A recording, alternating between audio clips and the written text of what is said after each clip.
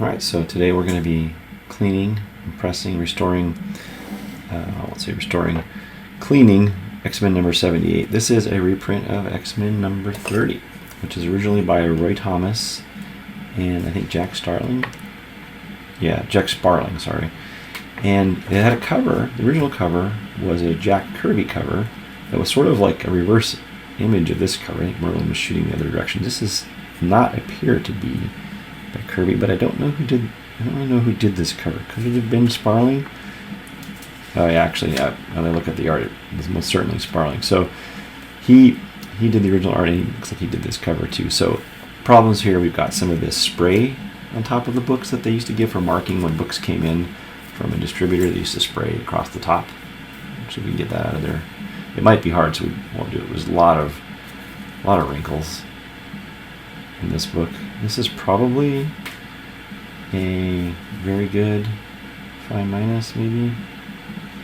I don't know, maybe better than that. Maybe fine. So anyway, we're going to clean it up. So the first thing we're going to do is we're going to steam it, and then once it's steamed, we are going to use the relaxation of the paper to get some of this dirt out. There's a little spot of the page missing down here. There's nothing we can do about that, so we're just going to leave that for now. Maybe we'll come back. So I steamed this book, and some things to note is it's just going to relax. I let it sit for 5 or 6 minutes to kind of let the cellulose relax. You can tell if the paper kind of like falls around your finger, makes like a little teepee right here, then you know that it's done well. This book has had coffee or tea or something spilled on it previously. You can tell at the top if you look here and on the inside cover. We can clean that out of here, but this black ink, this usually comes off some of it, so we're gonna not attack that if we don't have to. So I've got my vacuum board under here. I'm gonna get some of my pad. I'm just gonna try to clean off this with my soap solution. I'm gonna try to clean off this red paint. I don't have much hope for it, but we'll see what happens. And this stuff is hard.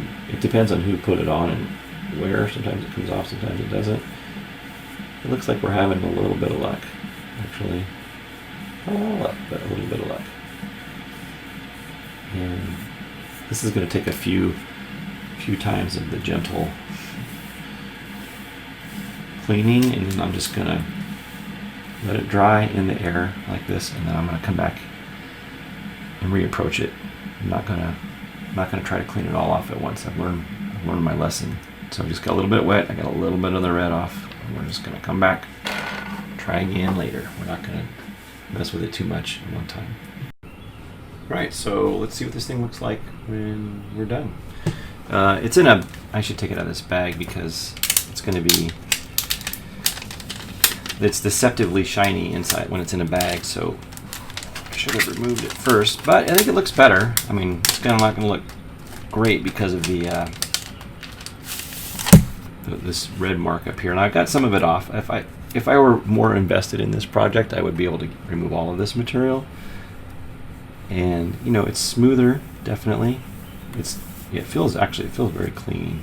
Use the back of your fingers method, your knuckles, to kind of feel for disturbances in the surface. It feels quite good, and I think it's a good book. I think it's much better than it was, and I'm happy with it. We'll have a lot more old X-Men books to work on, so I'll post those as well. And yeah, these pages are a little dirty, but I'm not going to go through every page and clean the whole thing, especially for these old sucky reprints from the late 70s. But anyway, that's what it looks like. It's better. Not great, but better.